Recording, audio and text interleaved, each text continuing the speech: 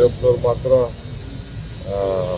ಇದು ದಲಿತ C M ವಿಚಾರ ಬೇಕು ಅಂತ ಹೇಳಿದ್ದಾರೆ.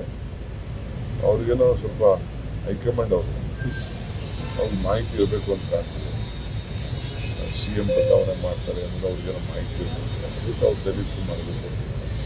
ನನಗೇನು ಮಾಹಿತಿ ಏನಿಲ್ಲ. ಸರ್ಕಾರದ ವಿಚಾರದಲ್ಲಿ ಏನೇನು ಎಕ್ಸ್ಪೆಕ್ಟೇಷನ್ ಮಾಡ್ಬೋದು ಸರ್ ಈ ಬಾರಿ ಬಜೆಟ್ ಬಜೆಟ್ನಲ್ಲಿ ಯಾವುದೇ ಮಂತ್ರಿ ಆಗಲಿ ಮುಖ್ಯಮಂತ್ರಿ ಆಗಲಿ ಯಾರು ಬಜೆಟ್ ಯಾವ ರೀತಿ ಮಾಡ್ತೀವಿ ಅನ್ನೋದನ್ನ ಸುಳ್ಳು ಕೊಡಲಿಕ್ಕಾಗೋದಿಲ್ಲ. ಅದೇ ಬಜೆಟ್ನ ಮಹತ್ವ.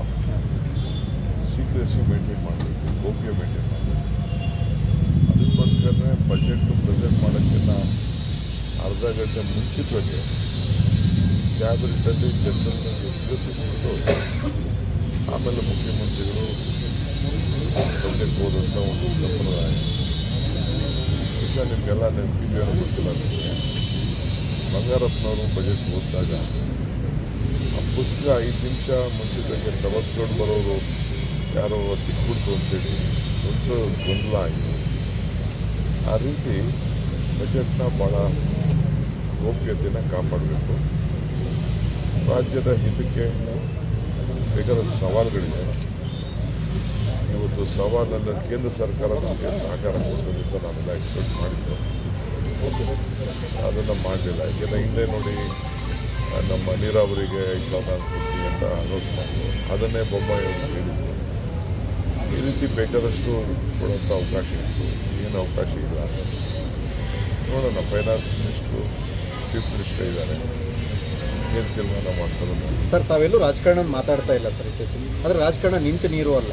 ಕೆಲವು ಸಚಿವರುಗಳೇ ಮಾತಾಡ್ತಾ ಇದ್ದಾರೆ, ಹೌದು ಈ ತಿಂಗಳ ಕೊನೆಯೊಳಗಾಗಿ ಏನೋ ಒಂದಷ್ಟು ಬೆಳವಣಿಗೆಗಳಿಗೆ ಸಾಕ್ಷಿ ಆಗುತ್ತೆ ರಾಜ್ಯ ರಾಜಕಾರಣದಲ್ಲಿ ಅಥವಾ ಸರ್ಕಾರದ ಮಟ್ಟದಲ್ಲಿ, ಪಕ್ಷದ ಮಟ್ಟದಲ್ಲಿ, ಈ ರೀತಿ ಚರ್ಚೆಗಳು ಬಹಿರಂಗವಾಗಿ ಮಾತನಾಡ್ತಿದ್ದಾರೆ ಸರ್. ಏನು ಸರ್ ಅದು? ನಾನು ಇವತ್ತೇನೋ ನೋಡಿದೆ, ನಾನು ಬೇರೆ ಯಾರು ಮಾತಾಡ್ದಂಗೆ ನಾನು ಕಾಣಲಿಲ್ಲ. ಯಡಿಯೂರಪ್ಪನವ್ರು ಮಾತ್ರ ಇದು ದಲಿತ ಸಿ ಎಂ ವಿಚಾರ ಬೇಕು ಅಂತ ಹೇಳಿದ್ದಾರೆ. ಅವ್ರಿಗೇನೋ ಸ್ವಲ್ಪ ಹೈಕಮಾಂಡ್ ಅವ್ರಿಗೆ ಮಾಹಿತಿ ಇರಬೇಕು ಅಂತ ಕಾಣ್ತದೆ. ಸಿ ಎಂ ಬದಲಾವಣೆ ಮಾಡ್ತಾರೆ ಅನ್ನೋದು ಅವ್ರಿಗೇನೋ ಮಾಹಿತಿ ಇರಬೇಕು, ಅದಕ್ಕೆ ಅವ್ರು ದಲಿತರು ಮಾಡಬೇಕು. ನನಗೇನು ಮಾಹಿತಿ ಏನಿಲ್ಲ. ತಮಗೆ ಮಾಹಿತಿ ಇಲ್ಲ. ಸತೀಶ್ ಜಾರಕಿಹೊಳಿ ಅವರು ಹೇಳ್ತಾರೆ ಸರ್, ಅಂದರೆ ತಮ್ಮ ಸಚಿವರು ಸಂಪುಟ ಸಹೋದ್ಯೋಗಿಗಳಿರುವಂಥವ್ರು ಏನೋ ಒಂದು ಆಗುತ್ತೆ, ಹೈಕಮಾಂಡ್ ಕೂರಿಸಿ ಮಾತನಾಡುತ್ತೆ, ಒಂದು ಸೆಟ್ಲ್ ಆಗೋಂಗೆ ಕಾಣ್ತಾ ಇದೆ ಈ ತಿಂಗಳು ಒಂದು ವಾರದೊಳಗಡೆ ಅನ್ನುವಂಥ ಮಾತುಗಳು ಬರ್ತದೆ. ಅದು ನಾನು ಪೇಪರ್ ಓದಿದಷ್ಟೇ, ನನಗೆ ಮಾಹಿತಿ ಇಲ್ಲ. ಸರ್ ತಾವು ದೆಹಲಿಗೆ ಏನಾದ್ರು ಹೋಗ್ತೀರಾ ಸರ್? ಯಾಕಂದರೆ ಆ ಒಂದು ಚರ್ಚೆ ಇತ್ತು, ತಾವು ದೆಹಲಿಗೆ ಹೋಗ್ತೀರಿ ಶೀಘ್ರವಾಗಿ, ಹೈಕಮಾಂಡ್ ಕರೆಯುತ್ತೆ ತಮ್ಮ ಮುಖ್ಯಮಂತ್ರಿಗಳನ್ನ. ನಾನು ಇಲ್ಲಿವರೆಗೂ ನನಗೆ ಯಾರೂ ಕರೆದಿಲ್ಲ. ನಾನು ಹೋಗಬೇಕು ಕೆಲವು ವಿಚಾರಕ್ಕೆ ಅಂತ ಇದ್ದೀನಿ. ನಾನು ಕೆಲವೆಲ್ಲ ನಮ್ಮ ಇಲಾಖೆದು ಯಾವುದೋ ಒಂದು ಸ್ಕೀಮ್ ಬಂದಿದೆ. ಸೊ ಅದು ಅರ್ಬನ್ ಡೆವಲಪ್ಮೆಂಟ್ಗೆ 1,00,000 ಕೋಟಿ ಕೊಡಬೇಕು ಅಂತ ಇದೆ. ಬಟ್ ಅದು ಸಿಟಿಗೆ ಕೊಡಲ್ಲ ಅಂತ ಹೇಳ್ತಾ ಇದ್ದಾರೆ.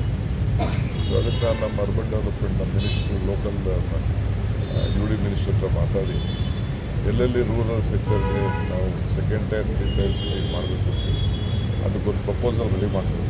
ಸರ್ ತಾವು ಉಪಮುಖ್ಯಮಂತ್ರಿ ಜೊತೆ KPCC ಅಧ್ಯಕ್ಷರು ಕೂಡ ಹೌದು ಸರ್. ಆದರೆ ಸಾಕಷ್ಟು ತಾವು ಸುಮ್ಮನಿದ್ರು ಕೂಡ ಕೆಲವು ಸಚಿವರುಗಳು ಸಾಕಷ್ಟು ಮಾತನಾಡ್ತಿರುವಂಥದ್ದು, ತಾವು ಅದಕ್ಕೂ ಮೌನವಾಗಿದ್ದೀರಿ ಅನ್ನುವಂಥದ್ದು. ಸಚಿವರನ್ನ ಕಂಟ್ರೋಲ್ ಮಾಡಬೇಕಾದ್ದು ಚೀಫ್ ಮಿನಿಸ್ಟರ್, ಶಾಸಕರಿಗೂ ಅವರೇ CM. ನನಗೇನೇನು ಮಾಡಬೇಕು ಮಾಹಿತಿ ದೆಹಲಿ ಕೊಡೋದೆಲ್ಲ ಮಾಡ್ತಾ ಇದ್ದೀನಿ. ಸಾಕಷ್ಟು ಎಕ್ಸ್ಪೆಕ್ಟೇಷನ್ ಇದ್ದಾರೆ ಸರ್. ತಮ್ಮ ಬೆಂಬಲಿತ ಕೆಲ ಶಾಸಕರುಗಳು ಮಾತಾಡ್ತಿದ್ದಾರೆ, ನಮ್ಮ ಮುಖ್ಯಮಂತ್ರಿಗೆ ಅವಕಾಶ ಸಿಗುತ್ತೆ DK ಶಿವಕುಮಾರ್ ಅವರಿಗೆ ಅನ್ನುವಂಥದ್ದು ಸರ್. ಇದು ಉಪಮುಖ್ಯಮಂತ್ರಿ ಆಗಿರ್ತಕ್ಕಂಥ DK ಶಿವಕುಮಾರ್ ಅವರ ಮಾತು. ಆದರೆ